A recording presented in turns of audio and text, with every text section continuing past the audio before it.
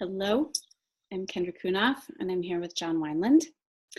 And this is part of our ongoing series where we wanted to take some time to answer at least some of the questions that we get on a daily basis from men and women around the world about sexuality, relationship, intimacy, the masculine and the feminine. So we're going to try to keep this quick in order to give you as much value as we can in a short amount of time.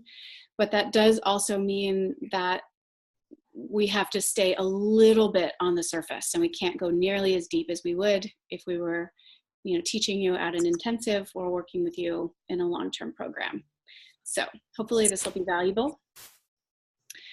And the question we wanted to answer today is from a man who his question was around, how do I know if I have a masculine or a feminine essence? And he was specifically saying that he has not had he hasn't had good reason to see masculinity as valuable or any reason that it would be appreciated. And he was sort of questioning, do I have a masculine, do I actually have a feminine essence? So one of the things we want to touch on here is, first of all, is really distinguishing the difference between men and women and the masculine and the feminine. And then the difference also in terms of having a masculine or a feminine essence and being in a masculine or a feminine moment. And that those are all different. Those are different pieces to play with. Okay, say more. In one sense, so this is the way that I think about it. There, I sometimes I look at questions like this, and my first impulse is to say, like, who cares about essence? Like, what's more important is actually to explore what feels good or what works for you, and don't get so hung up on the idea of essence, because I think that can be a hook. On the flip side of that, I would say that the reason that touching in on our essence actually does matter is because there are things that people with a feminine essence actually need and people with a masculine essence need that nourish us. And if we deny ourselves those nourishments, it just fucks us up. Like we literally, like if we deprived ourselves of kinds of food nutrients and we get weird, the same thing happens if we deprive ourselves of the nutrients that we need relationally and in terms of our sexual essence. We get sick. We literally get sick. Yeah. And it shows up in all kinds of ways, personally and also relationally. Porn, all kinds of porn stuff, porn addiction, all kinds of negative behavior happens because we don't actually honor our essence. So I'll give you my definition of this, and some of this is taken from David Data, who I've worked with for a long time. So I tend to agree with this around essence, around sexual essence. And a masculine sexual essence wants to, or really enjoys, ravishing a partner who is filled with energy and opening vulnerably and surrendering fully. So the masculine wants to penetrate and ravish a partner who is surrendering and opening. A feminine essence wants to be ravished, penetrated, seen, and cherished by a presence, a consciousness that is completely trustable. So if sexually you really, and many of us can go back and forth, right? But we tend to, unless we're right in the middle and have a really balanced essence, we tend to like one or the other more. And feeding it and nurturing it, like Kendra was saying, is part of it's just part of good self-care and self-awareness. And things have been so skewed and now there can be a woman who has a masculine sexual essence. There can be a man who has a feminine sexual essence, but it's important that you that you know thyself around this, because it will really mess you up if you don't. And it will also inhibit your capacity to gift to your partners. And just like John was saying, it doesn't mean deny, say 8 times out of 10, you want to ravish, but 2 times out of 10, you want to be ravished. It doesn't, you just don't deny either part, but acknowledge like, okay, cool. 8 times out of 10, I want to ravish. Like, that's just the way it goes.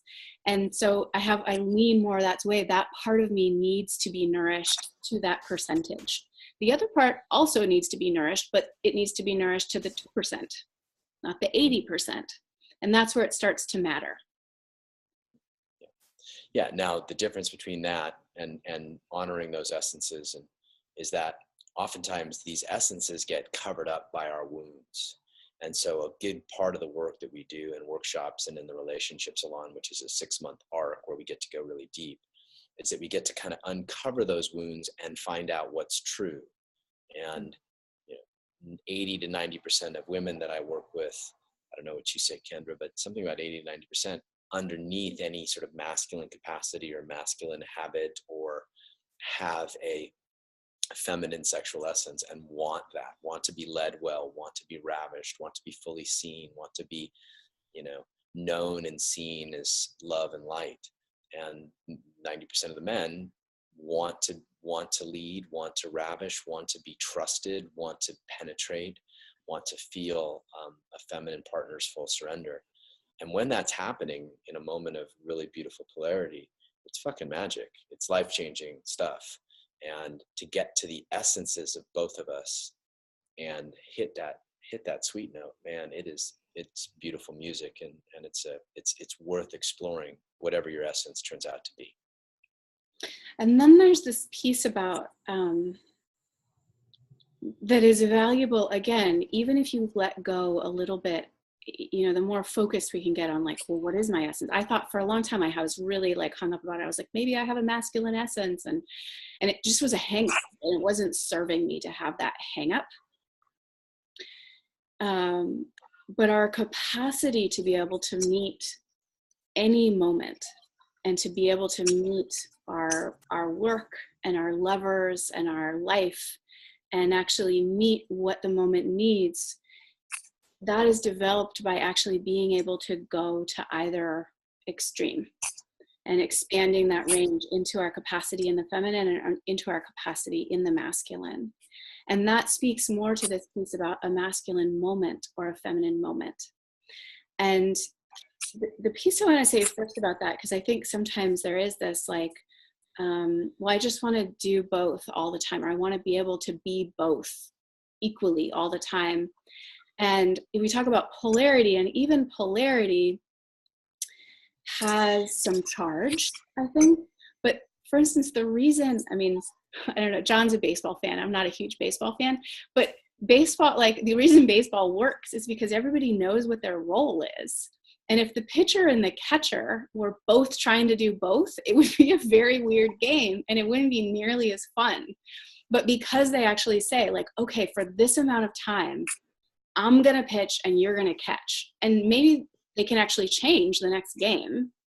But during the game, if you switch, things get weird. So when you consciously, again, it's conscious. It's not like, oh, I have to do that because I'm a woman and someone said, when you consciously go like, oh, I'm going to play that role, and that allows you to play that role, that's where this magic that John is talking about can happen. The actual beautiful magic of a polarized moment, or the willingness to really embody one, like your feminine and relax your masculine, or embody your masculine and relax your feminine. Yeah. And all that great sexual polarity requires is that one partner, man or woman, relaxes the feminine and animates the masculine, and that one partner does the opposite. And when that happens, man or woman, it can go back and forth.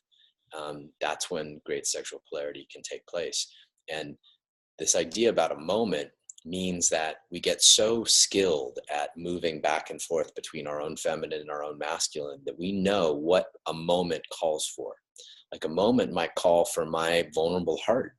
Right? I definitely have a masculine sexual essence. I'm probably 9 times out of 10 wanting to be the ravisher. But I have a really strong feminine capacity, so I can feel when a moment needs absolute vulnerability, and I can bring that as a gift to the moment. Just like Kendra can bring, you know, like sharpness and clarity and truth to a moment when she knows it's needed, because she's worked on both. She's worked on opening her body and expressing and moving light through her body, and she's worked on resting as consciousness and acting from that place. I've done the same. And so good practice is not about becoming over masculine, which is the definition. When I heard this question, my first thought was, sounds like he's had a toxic masculine input. Like he didn't have a trustable masculine example. That's just my guess. It might be true, it might not.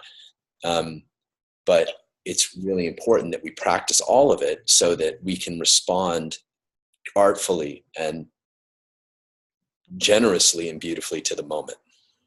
And frankly, I mean, this question comes from a man, and it's specifically about masculine essence. But frankly, most of us have had some sort of toxic or absent masculine in our lives, whether it was our father or, you know, uncle or rage, you know, and or even our mother, who maybe had to play both roles. If there was an absent father, and there was a toxic masculine, but it was played through a woman. And you know, to be fair, most of us had some sort of toxic feminine in our lives growing up as well.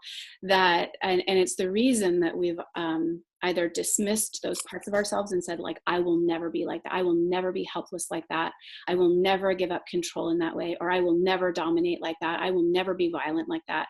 And we make these sweeping generalizations. I will never do that, because some role model we had, or someone who was meant to protect us and didn't, showed us a toxic version.